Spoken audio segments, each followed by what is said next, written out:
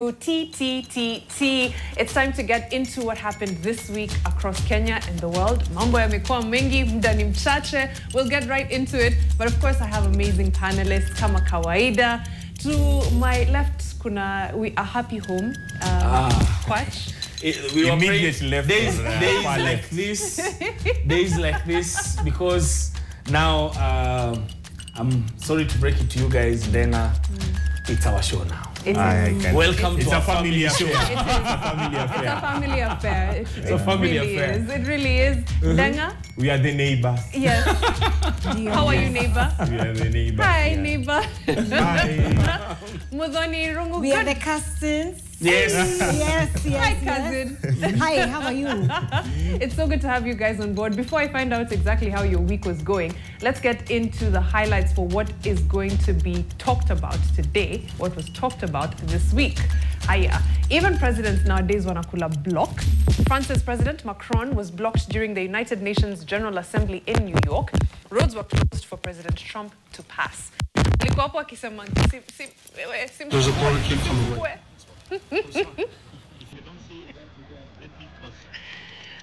I want to hear from him to tell.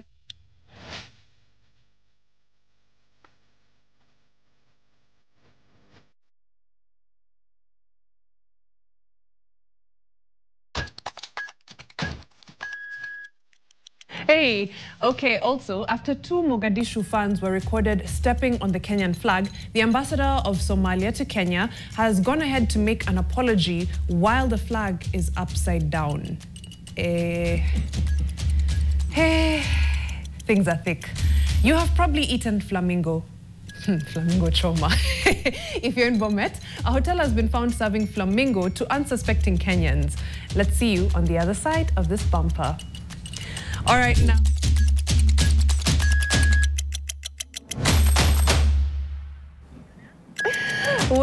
Mambo yamekuwa mengi this week. As you can see, we have had many, should I call them incidents regarding our flag and the respect of it. But before we even get into that, lack thereof. That's the part. That's when things get very tricky. But before we talk about the flag, guys, how's your week been? Mmekuwa sawa? Are you all right? You know, Mimi, I have a complaint. What in the Nairobi is this? Unamka tu mvua inanyesha. Like, where has the rain come from? Mimi, that's what I want to know. Because now all of a sudden ni homa inakuja. How are we going to explain? Unalewa season inaitwa short rains. Yes? No. Is this that this season? Is the short rains. This yes. is the short rains. Yes. Yes. What happened to summer? What happened to summer? Summer. We're just from fall, man. Tumetoka tu kwa baridi. Wacheni kutumia hata ijaisha. Relax. Wacheni No, kutumia we were summer, then fall. Me, I was still in fall. Then now, you know, short rain. So I'm wondering, me na jamine na GMT. So this thing with, you know, how will we short rains, long rains? Short rains, no. Fall, winter, summer, autumn. Naelewa. Okay. Mudhoni, are you okay? I'm do you okay. use winter ama unatumia short rains, long rains? I'm so sad that the summer is gone. I just hope these short rains, because you know the way the weekend is set up. Yes. Where we? Also, my week, I'm just glad week in Asia. That's all I can say. That's it. That's all I can say. And so that's okay. Why are you sad summer, Amanda? Because what was your plan? Hot girl summer. Hot girl summer. What you mean? Hot girl Let summer. me tell you. Sijakuona hata hujavuka nini hapa. Jamani, si ndio hiyo sasa mvua imeanza. I was on the way. Hata tuseme basi umeenda coast. Mudhoni, I see you. Simame voi basi. Jamani. Mutito. Don't let them bully you. Let me tell you, sometimes our dresses forget that we exist, and it's not fair to them. Right? Kuna nguo kwanza sijaivaa in a long time. Exactly. Hata inauliza, bado ako hai, is she around? So your dresses are coming outside the closet. They are. Let's get into the stories, guys.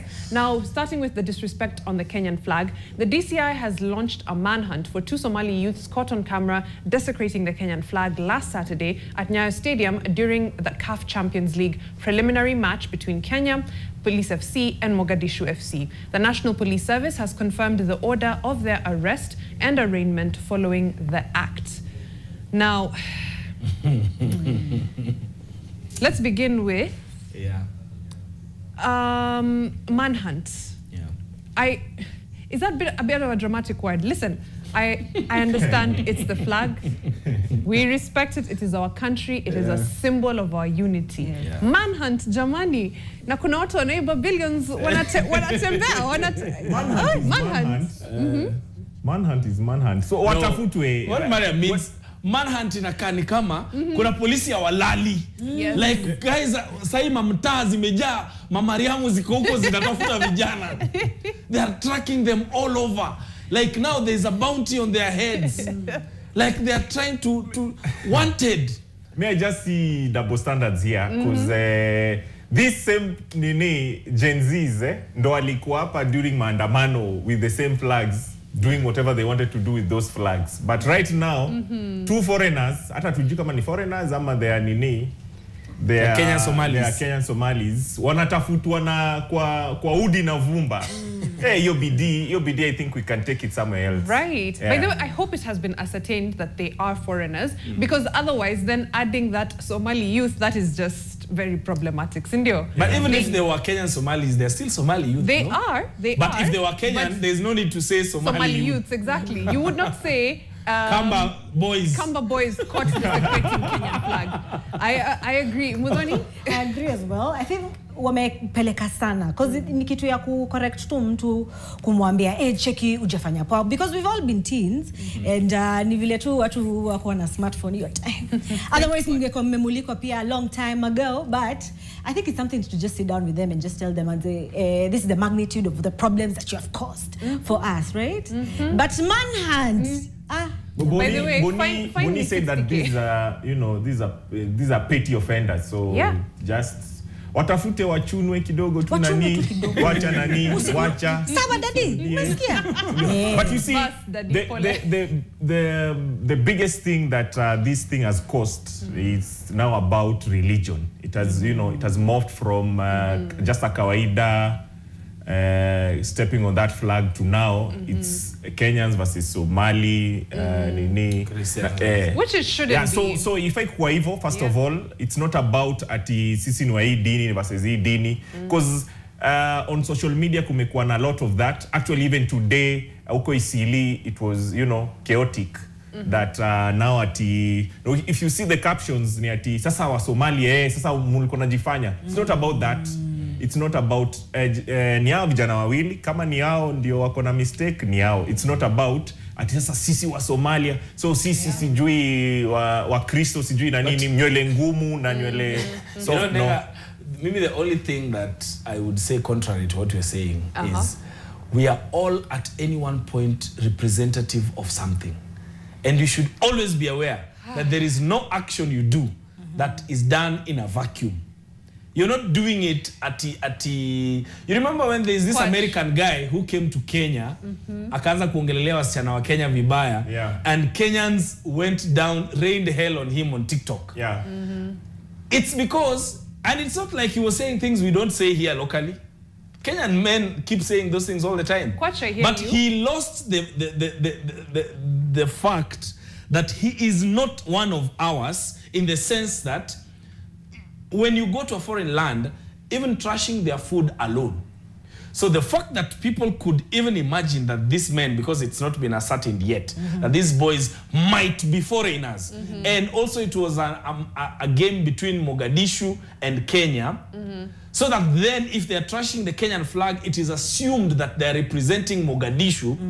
Then it becomes a diplomatic war. Hii ni kama ile wa Nigeria kusema pilau haina nini. Pilau is not as tasty as jollof. We have to go in. It's only a big deal, I'll say this, if indeed they are foreigners. Otherwise, it's just profiling. Because any other tribe in Kenya, you would not say 6 Kamba youths arrested for this and that. And Boniface Mwangi is right. That can only apply for the Kisses. It's a misdemeanor. It's a misdemeanor. It's disrespectful, and I know it hurts us as Kenyans, and it really does bother us. But it's a misdemeanor. But now on the correcting it, things still went wrong. The Kenyan flag was spotted upside down during Somalia ambassador's Jabril Abdullah's presser apologizing to Kenya after youths were captured disrespecting the flag. When it rains, guys, it pours. It really pours. So, any diplomatic faux pas, any adding insult to injury. Adding salt to injury. Any adding unga to ugali meshaiva. I don't know where we're at. Kumwaga mtama kabisa. Who has ever tried making kuokoa like uko na unga enough? Ukaanza kupika, ugali kakosa kuiva, ukakimbilia unga. Hakuna ugali ngumu kuiva kama hiyo. Haivangi. Why would you try? Quite. No. You need to abandon that one. Ones that were fresh. Exactly. You need to abandon that one. You start things. This is what is happening to these guys. That now they are already in the mud. And then when they're trying to correct, trying to pull themselves out of the mud. Yeah. Kuna jamaa tu fulani mwenye sijui lakini surely hata ukiangalia hiyo map the way it looks yani kuna kuanga na simba wawili see correct me if I'm wrong. No, in the flag in our Kenya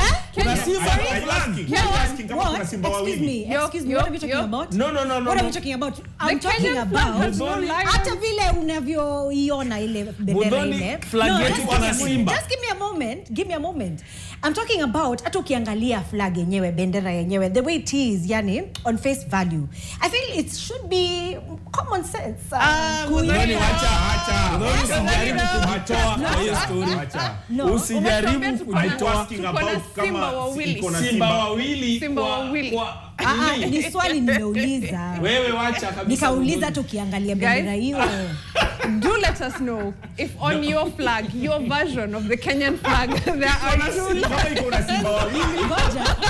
please let us know tell us Mudhoni Maybe it's the coat of arms you're thinking of. Probably something else. Now we are talking. Now we are talking. You see where I'm coming from. Hashtag TTTT. Kama flag yako iko na simba wawili tafadhali nitumie pitch. Hey, you guys, I'm thinking it's the coat of arms. Yeah, but mkuki pia. What about the mkuki facing up or down? You know? Kunayo. No, let's talk about the guy who actually mounted the flag. You know, that's the guy I'm talking about. Okay. I'm just saying, hata wewe mwenyewe ukiona, kiangalia. That's what I'm saying. You can tell when it's facing the right side up. You know, like the right side up. And right you should even down. have a picture for reference, jamani. Unaangalia unasema, inaangalia side gani? Tunaanza na black kama tunaanza na green. Ama tunaanza ni katikati ama ni red. No, ilikuwa tu sawa as long as we have the flag there it doesn't matter kama iko upside down. Jamani we have the flag. Guys, you know the problem Ndenga 5 years ago would have said the same. But venye tumekaribiana na Southern Sudan kiflag. Ukifanya tu makosa kidogo we become a different country. I agree. So that's why we are insisting weka black juu. Because the moment you've swapped it like this, you are apologizing to a different country. To a different country. So now, talking about the apology, are we expecting another apology from probably now the president? For now, for the ambassador now. Yes. Let us know if we should, guys. Let us know if we should. Pole, tulianza kukanyaga. Now we're saying sorry for kuigeuza. Aya. All right. You guys, if we're expecting another apology for the apology that went wrong, let us know. Hashtag TTTT. We'll be right back after this break.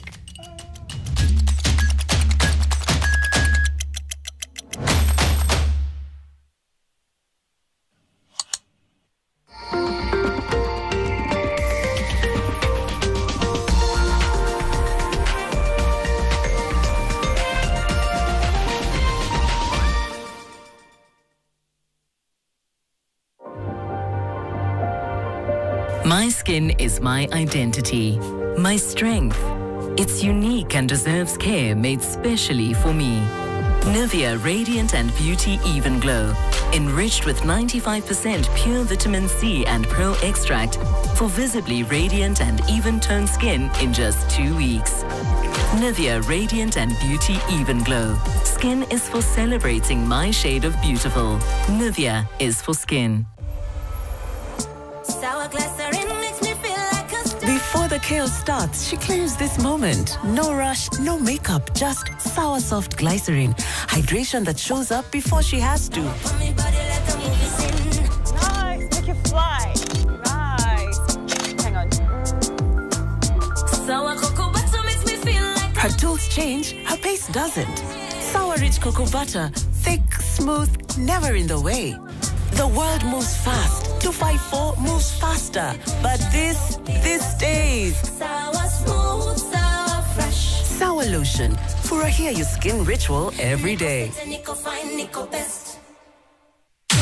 Maisha iko fit na sema yamen. Nilikuwa nikitembea sina draft German. Baby lete umbea mana fama. Nitishe feungana na chama.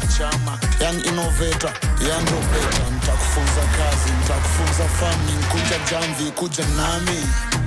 Lazima tutafute, tukafunge. Yo, life is big. Okay, so make it happen right now, yeah. I'm here to report for work. I'm the new nurse. Wewe ni ukuja hapa na kiburi tena ukajiandike kazi. Wambo nataka pesa yangu wewe. Ama Kenya mzima itajua uko Kenya na unadanganya watu kwa Amerika. Haki hapana. Sly. Si unajua sisi ndio wale wa kujali maslahi. Yaani nakwambia ni vile hali ya uchumi imedorora. Ila tungekununulia keki kubwa hivi alafu tukupake kwa mashavu. Nataka 24 mwezi wa 8. Mimi bado ni mdogo. Ni filter tu ya umaskini imenipiga hivi. Anas Toto. Every Saturday at 8 p.m. only on NTV.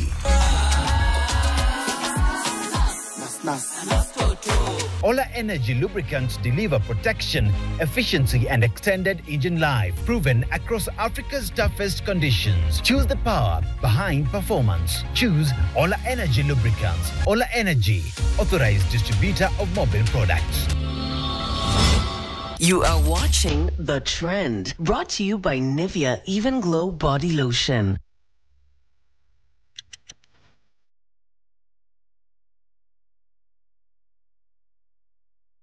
Don't draw my bed, don't draw my bed, don't draw my bed, hey, don't draw my bed, hey.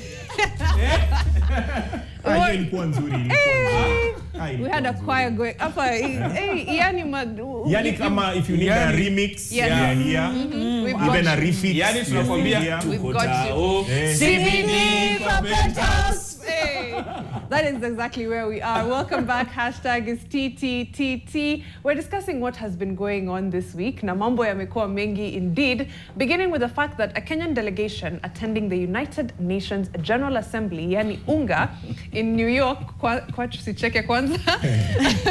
in New York, found themselves on the receiving end after a video emerged showing them snacking during the meeting. The delegation included Attorney General Dorcas Oduor, Health CS Aden Duale, Land CS Alice Wahome, Mining CS Hassan Joho, and ICT's William Kafogo. Aya, mtu anafaa kukufa na njaa sasa ati kusema kwa meeting important ati kwa sababu uko United Nations. Talking about UNGA, yes. You just mentioned the former and the latter. Toka huko. The views of Dennis Ndenga do not reflect those of nation media. No, what actually, they were not being blamed. Ati juu amekula. Okay. Ni kukula njugu kwa unga. That's the main problem. That's the issue. No, but I think you're making a mountain out of an anthill here. Kenyans were just looking for what to talk about. Of course, this also shows their level of non-participation in the in this thing. Like, there is absolutely no reason why they needed to be there, but anyway, they were there. But you see, it is so sad that the president is talking now akona taxi. Ni kama president anaongea stories za ajabu. Stories za ajabu. Really? And by the way, nani anakani kama alisinikiyo njugu juu sasa?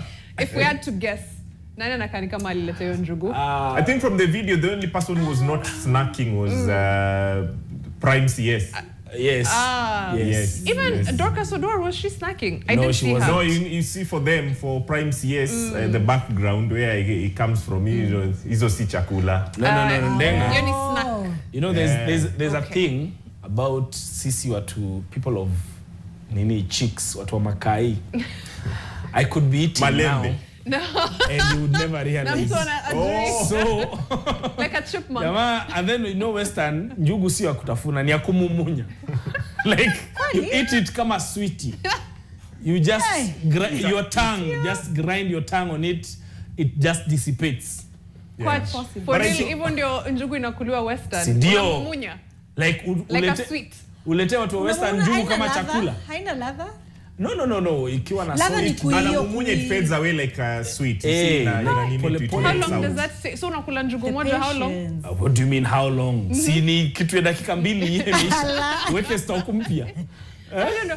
Mudhoni, do you think there's a problem with eating because no, imagine I don't have a problem. Imagine walikuwa nakula snack. But maybe the situation kwenye walikuwa haikubalishwi kama mkubwa. Wewe unakula mkubwa mwenzako akiwa anaongea hapo mbele. It just shows like you're not interested. Like umekuja tu kanda ya moko. Tumalize hiki tu bounce. What if let me give you another perspective, guys. There's that one which is, oh, you're not interested, you're not listening. Alternatively, njaa imekusumbua, you notice your mind is wandering, inasema tu food, you're like, I want to concentrate on what the president is saying. So let me sort out the stomach, and then I'll be 100% focused. This is representative of bad planning, if that was the case. Because ulikuwa na masaa ya kukula. Yes, I understand labda kuna wengine walikam the ones that came before our president that spoke for too long. But if I was the president, I would be very sad with what this represents, because sahi inakaa kama hii ni serikali ya kukula. You know, as opposed to it's see what you did there. Ya kufanya kazi. As opposed to Mariam, the opinions of Mariam do not reflect, by the way. The family. The opinions of this family do not reflect. I think for me, what caught my eyes was from that video was those earpiece. Yeah. Normally the earpiece are given because of translation. It was our president. Ni lugha gani anaongea hamjui? Baka nikajiuliza. Na wamekaa wako huko wamekaa. Nani? Okay. Lakini kuna mtu anasikiza. Like si mashirima unless kuna mtu anaongea hapo anamtranslatea kwa Kiswahili. Si inasemeka ndio ifike vizuri. Si wanaongea ifike na Kiswahili. Ifike na lugha sanifu. No, but maybe it's just a case of here people are wearing those things. Yeah, so I don't want to look on. I think labda ziko zimetosha hizo njugu, so like imefika mmepata wote. Nani hajapata. So the earpiece were for that job. Because if it's the president, our president talking, then you guys are wearing those. No. Why would you need that? Okay. Kama sio hizo headphones hawangesikia nja. Good night, coach. Let's move on to another president. Emmanuel Macron was humbled this week after New York City cops stopped his vehicle and forced him to wait on the street to make way for Donald Trump's motorcade. Footage shows the perplexed French president stranded on a road moments after he left the UN headquarters. Let's listen into that clip. President, I'm really sorry. It's just that everything's in frozen right now. There's a border gate coming right. That's why. I'm sorry. If you don't see it, let me cross. I negotiate with you. We're not going to stop that.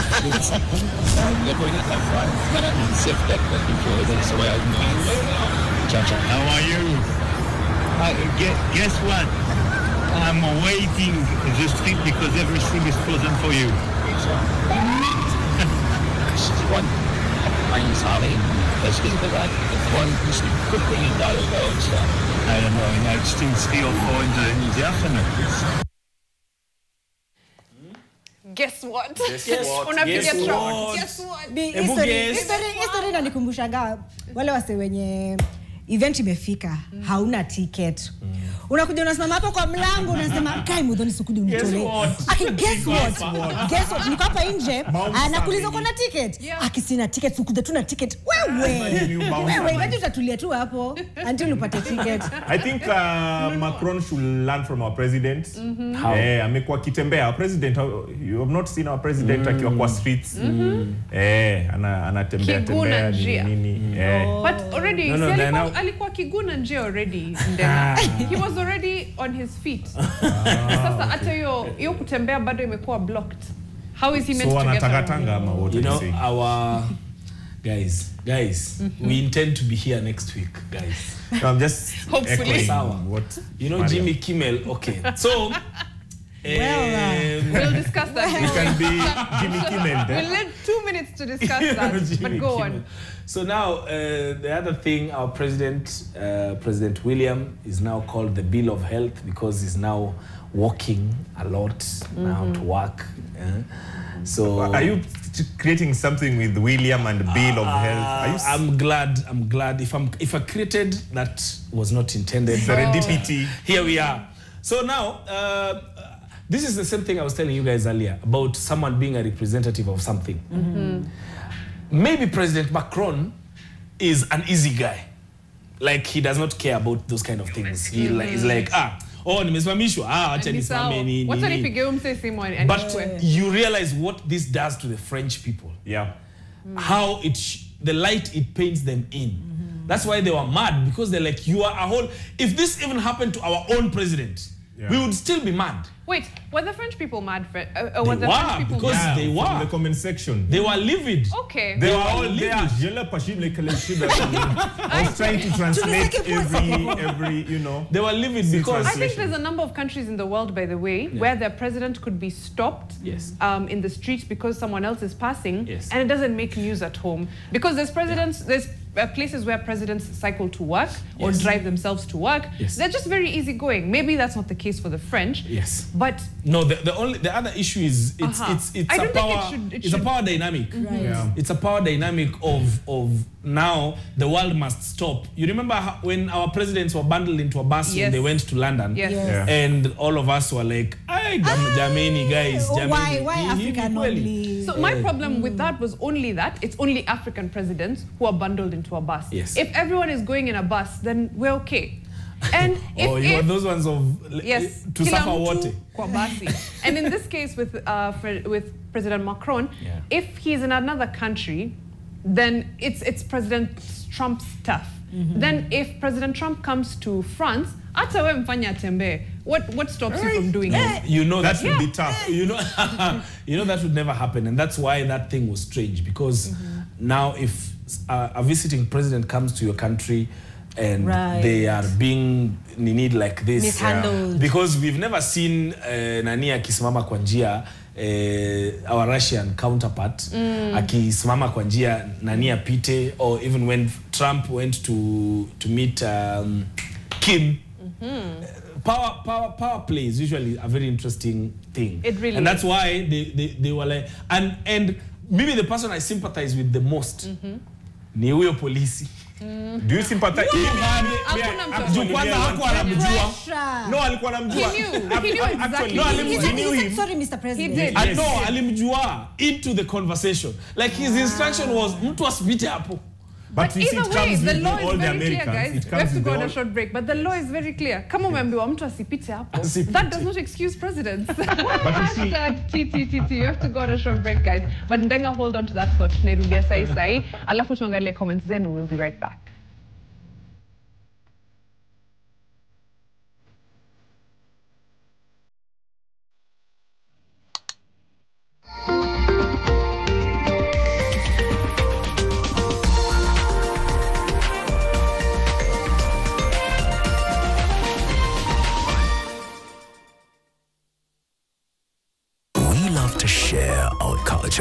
And the one thing that unites us all, that celebrates precious moments, we all know, the more the nurtures our Kenyan spirit, welcomes and even inspires. Our language does all of this and more. The more the milk, the better the chai. Chai kweli in a Brookside Dairy Best. Checky these Uber Boda softies who forgot how to bargain. Me, I get the same price by just talking. Okay, just an extra 100. Maybe 150? Next time, no need to bargain, bana. Uber Boda, everything Uber, now on 2 wheels. This is NTV.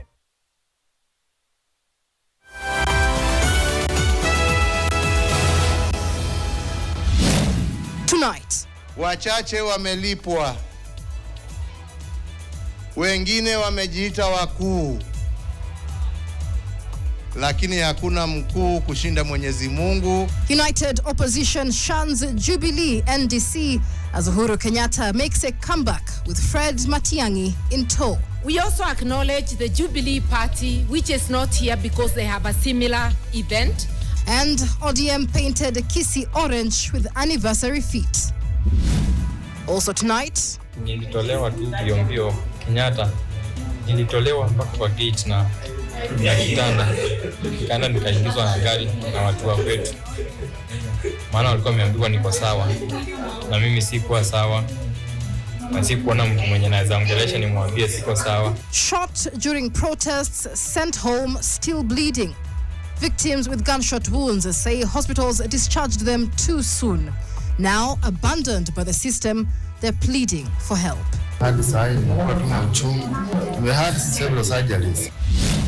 Plus, I'm hopeful and I believe that that one will be like the game changer at the end of it. And I believe it's going to serve me for long and that I will never need another kidney transplant. Twice transplanted, still tethered to a machine. Mary Wanjiku's fight for life heads to India as her family sacrifices everything for a third shot at survival. We tell you about her fears, hopes, and resilience. And lakini je, watoto wangu ama watoto wetu zikiwa sitakosekana wakati wowote hizi itakuwaje hii nchi? Si watoto wadogo watabeba mimba. Girls growing up too fast. Pregnancy comes easier than contraception in Kilifi. We tell you about the deep-rooted myths, drug shortages, and desperation that leave women with no choices. NTV News Headlines, brought to you by Family Bank Stock Financing. No matter what you're selling, Family Bank Stock Financing Facility is your partner in growth. You can access financing with flexible repayment terms. Let us stock up your biashara. Keep those shelves full. Call us today or visit any Family Bank branch countrywide to learn more and get started. Welcome home to Family Bank, your preferred bank for biashara.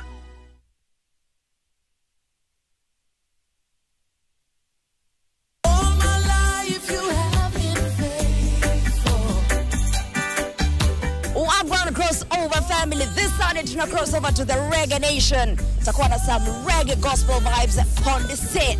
Cause he's the truth, the life and he's the way. Takuwa naye Pastor Dafari plus energy moto ya Abu Skata, mashup iko guaranteed. Protect me from evil, keep me from pain. Kwa segment ya testimony, we get to hear the story of one Paul Masharia. I actually stopped taking the medication that I'd been taking for 23 years.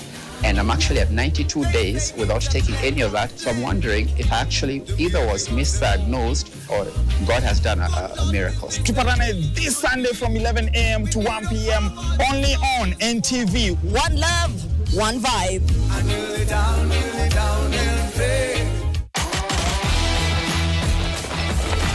On 26th October 2025, the city doesn't sleep. It runs. The Standard Chartered Nairobi Marathon is here. From the crack of dawn, the champions rise. Speed, stamina, sweat, and stories of glory. Who will conquer the streets? Who will cross the line first? Witness every stride, every moment, live. Don't miss the action. The Standard Chartered Nairobi Marathon live on NTV from 6 a.m. on 26th October. You are watching The Trend, brought to you by Nivea Even Glow Body Lotion.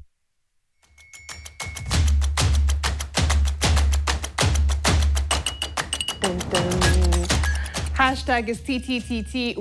Nimeongeza T's nyingi hapo. Hashtag TTTT. Yes, welcome back. Of course, we are just about to wrap up, but not before we get into your feedback and also why we're cooking flamingos, but we'll get there in just a moment. Beginning with your feedback, let's see what you have to say on the interwebs. Quatch. Guys are really passionate about this flag story. Yes. Buffalo Dash is giving suggestions on how to deal with this story. Okay. My big question is, where did the young boys get the Kenyan flag? If they came with it, then waache watoi waende nyumbani. If they plucked it from some pole, give them 2 strokes each. then release them. You know, 2 strokes each, hiyo ni misdemeanor. That's how you deal with a misdemeanor. Vile tunasema pa manhunt, jamani. Who are we hunting for? Ndenga? Yeah, mi naenda Backstreet, Bakawola, ya Facebook.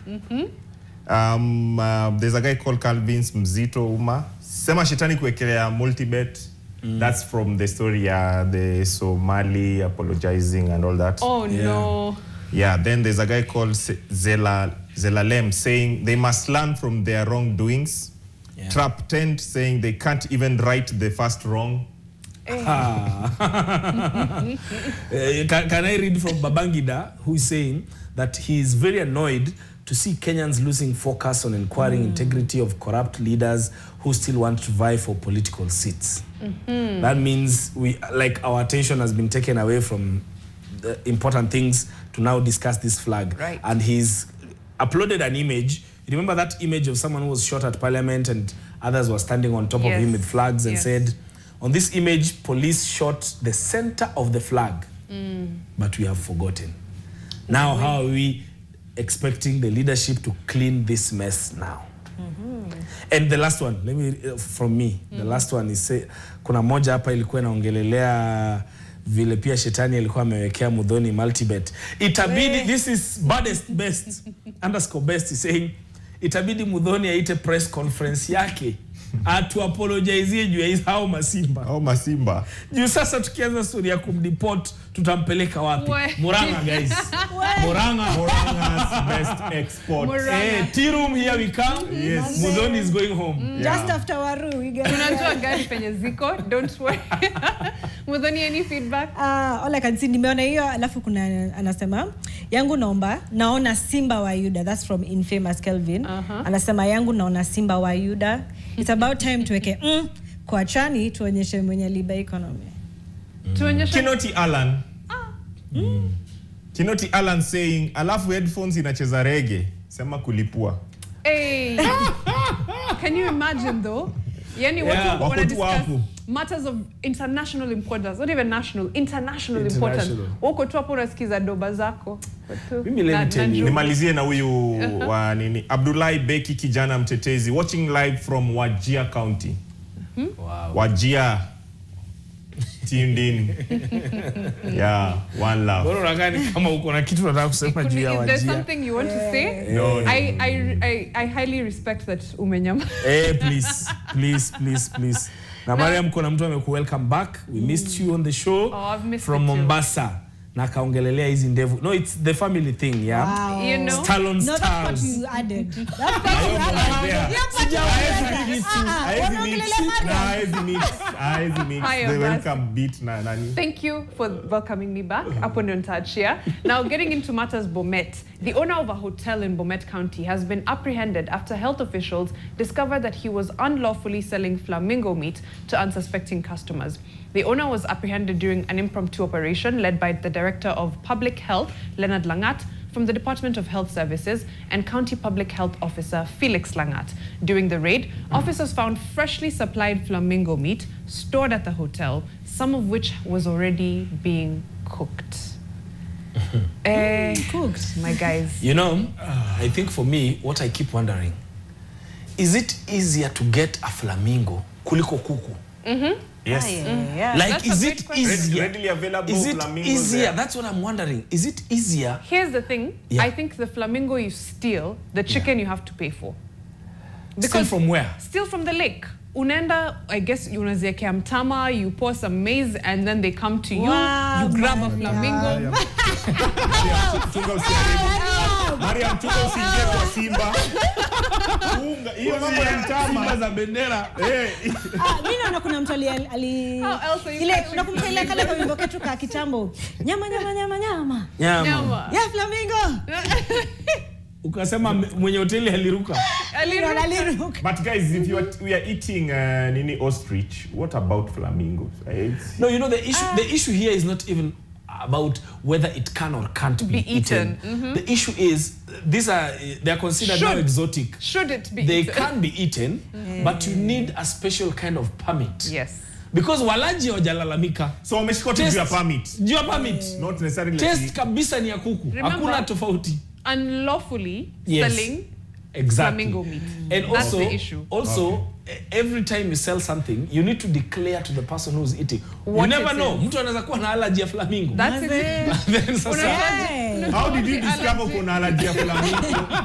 That's the day. Na inakuwa unajuaje sasa huyu? No, mtu anaweza affectiwa na flamingo. Ama unless unasimama na mguu moja, hivyo ndio unajua.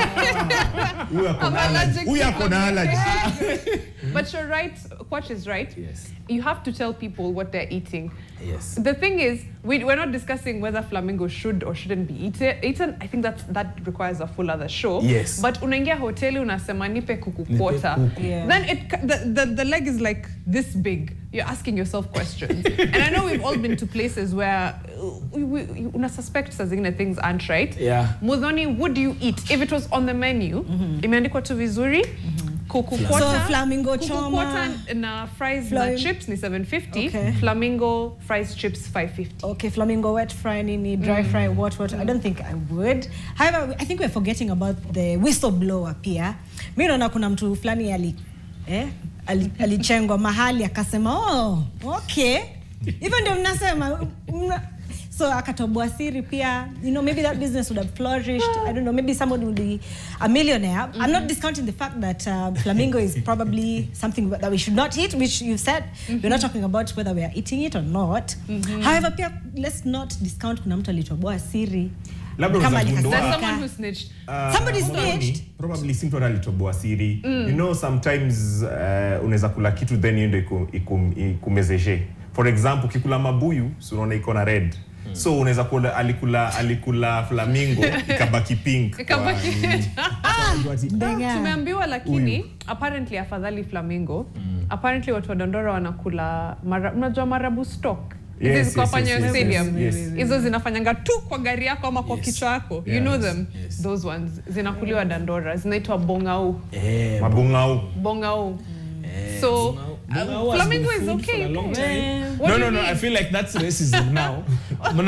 There's no reason you can say bongao ikuliki na flamingo. That's racism. It's just the color. What do you mean? Bongao is black. Bongao is... Why are you guys discriminating against... I will represent bungaus here because why can't they be eaten? Utakula samosa ya bongao. Kama flamingo inakulwa. Utakula samosa ya bongao. Nyama kama ni ile. Nyama kama ni ile. As long as you're eating with the pilipili mob, then you go to sour. It's a cleanse. No, but KWS need actually to tell us what you require, what the permits are. Because kama kani unaenda unakula crocodile, what kind of permit do you need to go eat a flamingo or a marabou stock? No, but is it true that they prepare crocodile luko malumetaja? Yes, they do. They do. Like all sorts of game meat. All sorts of game. I think I'm joking mission na marabou stock pia. Yeah. Yes. And also it's because sometimes these wild animals, there are people who can rear them, and also they need to regulate the hunting. That's why they need to know, you need to get the permit so that we know inakulwa pale na pale na pale. So kama ziko 20 tutawaambia hapana msikule kwanza, ziko 20 saa hii pekee. But if you release it to the general public that they can eat it, they go extinct. Very fair. Last story, guys, and we have to do it very fast. Now, a Kenyan lady took a full sack of panties to Kenana Primary School to donate to girls, following a recent story in which two sisters feared returning to the school after a teacher reportedly embarrassed and mocked them for not wearing underwear. I know we all saw the first story. This lady said, basically these girls were shamed, and one of the girls said the teacher asked her, she had trousers on and a skirt. The teacher asked her to remove the trouser and then shamed her for not wearing panties. And this mom said, wewe, not on my watch. And now waletea gunia ya panties. Kama mnasema you'll shame girls because of underwear, here's a gunia full. Mudhoni, let me start with you. Oh my gosh. This was one of those stories that are very disheartening, especially because it's a woman doing that to another woman. You know, what happened to Cheki, you shouldn't do this, don't do this, right? Which is basically the role of a teacher, to just mentor those people.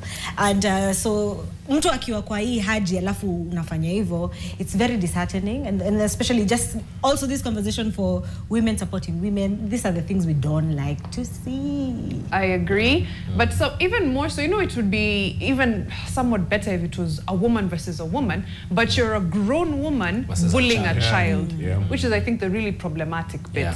Ndenga? Yeah, I think it was very embarrassing for those two kids that, you know, that were embarrassed. And I so sad that, you know, it was in front of, you know, a staff room, and they were doing this to this kid. And when the kid was talking now, because the video before now this, the kid was saying that she doesn't want to go back to that particular, you know, school because of she's embarrassed and all that. And of course, you understand her. Yeah. She will miss a lot from school, and of course the friends Nanini. She'll be mocked around the, you know, that's very true. The village. So it's so sad for. I think the government, education ministry, please take charge of those this. teachers. The TSC should strike them off the list. They should be fired. But Quach, in like 30 seconds or less. In like 30 seconds, two things. One is every time we speak about bringing the Grammys to Kenya, we should juxtapose them with the kind of problems we still have in our country. So you should remember that we are still at the very fundamental, very basic in terms of needs. And two, congratulations to the lady. Thank you so much for restoring dignity to these girls. And I hope more people are going to take up that. Local leadership, I hope you are ashamed and be able to nini. I have not heard the woman rep of the area. Maybe ameongea, I do not know. But I have not heard from her going to the school and doing something about it. I hope this and every other place where this is happening, we are able to do something about it. Right, I completely agree. And a big thank you to that woman who decided, you know what, this is my way of giving back. I think she's also a lot more mature than me. Min genda nizi dump kwa ofisi ya principal. It's underwear you wanted. Shika. Here, underwear you get. Thank you so much for staying with us. Hashtag continues to be TTTT. Keep the conversation online. At 10 p.m, I'll be back. Of course, we have amazing guests. Hashtag is Hey Mariam, tuendele kudonjo maber. Donjo maber. Donjo maber. Hey! Tuko CBD. There's a penthouse.